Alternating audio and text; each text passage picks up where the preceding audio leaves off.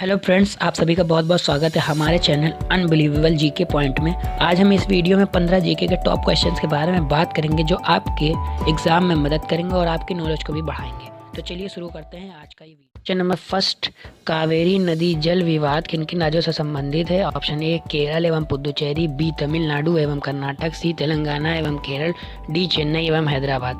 इसका right answer होगा तमिलनाडु एवं कर्नाटक।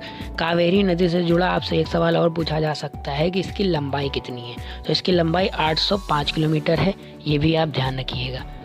चलिए बढ़ते हैं नेक्स्ट क्वेश्चन की तरफ। क्वेश्चन नंबर 2, कुतुब मीनार को किसने पूरा करवाया था? Option A Iltutmish, option B Qutbuddin Aibak, option C Samrat Chandragupta, D Varahamihira. इसका राइट आंसर होगा इल्तुतमिश। इल्तुतमिश ने कुतुब मीनार को 1368 में पूरा करवाया था, जबकि कुतुब मीनार की शुरुआत 1199 में कुतुबुद्दीन ऐबक ने की थी। चलिए बढ़ते हैं नेक्स्ट क्वेश्चन की तरफ। क्वेश्चन नंबर 3, न्याय की कुर्सी किस मुगल सम्राट ने स्थापित की थी? Option A Jahangir, B Akbar, C Hussain, D prince Daniyal. इसका राइट आंसर होगा जहांगीर। जहांगीर ने न्याय की कुर्सी की स्थापना की थी। चलिए बढ़ते हैं नेक्स्ट क्वेश्चन की तरफ। क्वेश्चन नंबर 4, टोर्नेडो का संबंध किससे है? ए सुनामी, बी चक्रवात, सी भूकंप, डी ज्वालामुखी। इसका राइट आंसर होगा चक्रवात। टोर्नेडो बनते कैसे हैं ये मैं आपको बता दूं। टोर्नेडो तब बनते हैं जब अलग अलग तापमान व आर्द्रता के दो द्रवों का आपस में मेल हो जाता है। तो चलिए बढ़ते हैं नेक्स्ट क्वेश्चन की तरफ। क्वेश्चन नंबर 5, धान के लिए कितने सेंटीमीटर वर्षा की आवश्यकता होती है? Option A 150 centimetre, option B 100 centimetre, option C 200 centimetre, option D 300 centimetre. इसका राइट आंसर होगा 150 सेंटीमीटर। तो इस आंसर के साथ साथ आप ये भी जान लें कि धान के प्रमुख उत्पादक राज्य उत्तर प्रदेश, आंध्र प्रदेश, तेलंगाना, पंजाब, उड़ीसा, बिहार व छत्तीसगढ़ हैं और देश में 36.95 मिलियन हेक्टेयर धान की खेती होती है। चलिए बढ़ते हैं नेक्स्ट क्वेश्चन की तरफ। क्वेश्चन नंबर 6, डिगो गार्सिया किस महासागर का द्वीप है? ऑप्शन ए हिंद महासागर, ऑप्शन बी प्रशांत महासागर, ऑप्शन सी अटलांटिक महासागर, ऑप्शन डी दक्षिण महासागर। इसका राइट आंसर होगा हिंद महासागर। हिंद महासागर दुनिया का तीसरा सबसे बड़ा समुद्र है और इसका क्षेत्रफल 7,05,60,000 वर्ग किलोमीटर है। क्वेश्चन नंबर 7, गैल्वेनाइज करने के लिए लोहे पर किस धातु की परत चढ़ाई जाती है? ऑप्शन ए पीतल, बी कांसा, सी सीसा, डी जस्ता। इसका राइट आंसर होगा डी जस्ता। गैल्वेनाइज क्या है? गैल्वेनाइज करने से लोहे पर जंग को लगने से रोका जा सकता है। इसमें लोहे की सतह को साफ कर उस पर फ्लक्स लगाकर उसे पिघले हुए जस्ता धातु में डुबोया जाता है। आइए बढ़ते हैं नेक्स्ट क्वेश्चन की तरफ। क्वेश्चन नंबर 8, अंतर्राष्ट्रीय कोर्ट ऑफ का प्रथम भारतीय न्यायाधीश कौन है? Option A Nagendra Singh, option B Dalveer Bhandari, option C Raghunandan Swarup Pathak, option D sir Benegal Rau. इसका राइट आंसर होगा नागेंद्र सिंह। नागेंद्र सिंह को 1973 में आईसीजे का प्रथम भारतीय न्यायाधीश बनाया गया। आईसीजे की स्थापना कब हुई थी? 26 जून 1945 में और इसके टोटल सदस्य हैं 193। ये सभी बातें आप ध्यान रखिएगा।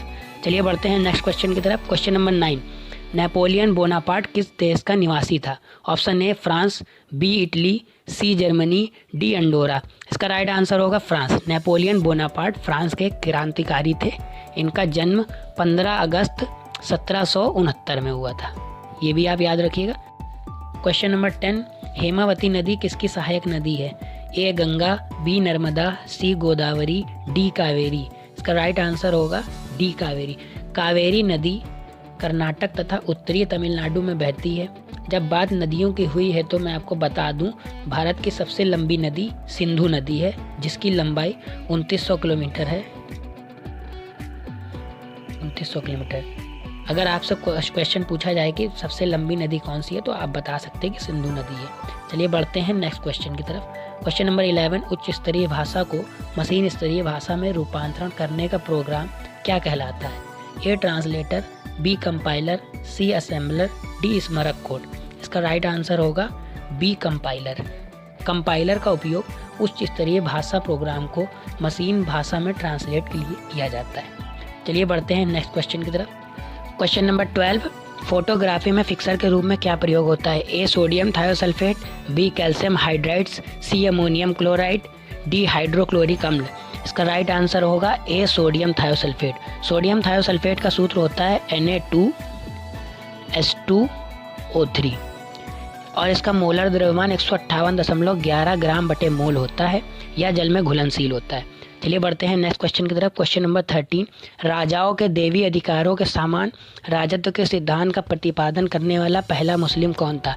ए रुकनुद्दीन फिरोज, बी बलबन, सी अलाउद्दीन मसूद शाह, डी कुतुबुद्दीन ऐबक। इसका राइट आंसर होगा बी बलबन।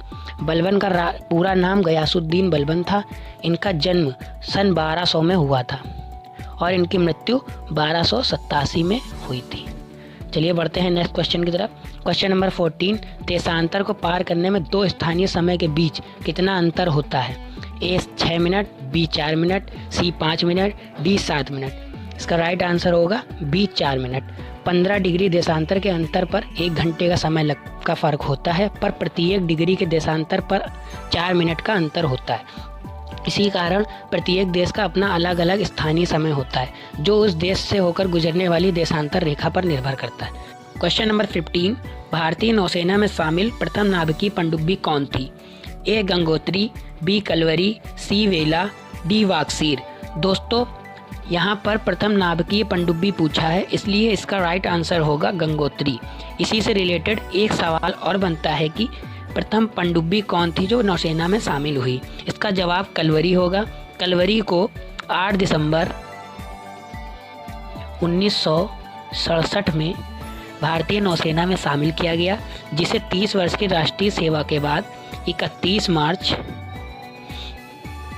1996 में रिटायर किया गया। आशा करता हूँ वीडियो में बताई गई सभी चीज़ें अच्छे से समझ आ गई होंगी। अगर वीडियो से आपको थोड़ी भी हेल्प मिले तो वीडियो को लाइक एंड शेयर ज़रूर करें, चैनल को सब्सक्राइब ज़रूर करें ताकि आपको ऐसी ही वीडियो मिलती रहें। बहुत बहुत धन्यवाद आपका। मिलते हैं नेक्स्ट वीडियो में, तब तक के लिए बाय।